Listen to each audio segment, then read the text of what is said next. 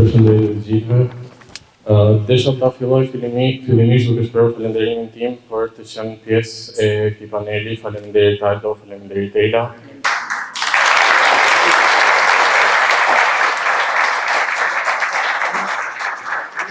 Denisa Kaloti.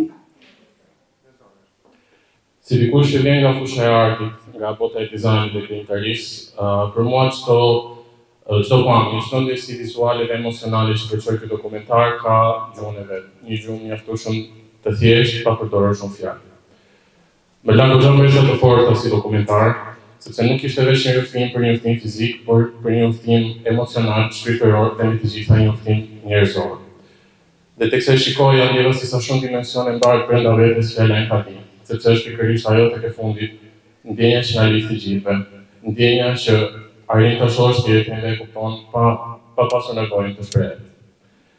Dhe më bëri shumë përshtypje mënyra se si u ndërtuar filmi, me pamje të thjeshta por tepër të forta. Pamjet nuk ishin vetëm ilustrim, por edhe reflektim, dhe kishte momente ku dritat, ngjyrat dhe çdo pamje flisnin më shumë se çdo fjalë.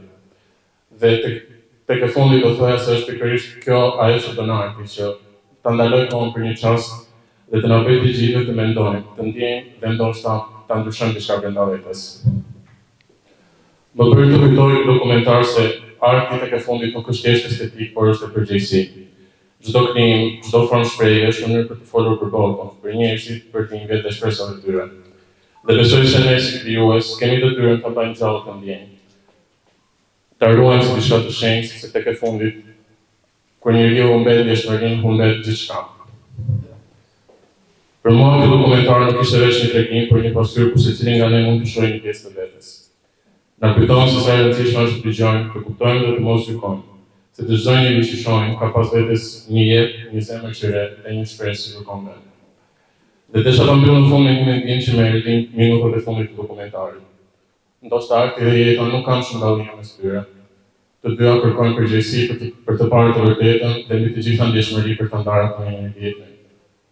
Dhe ky dokumentar na bëri ta kujtojmë të gjë në mënyrë më të bukur dhe më njerëzore të mundshme. Faleminderit.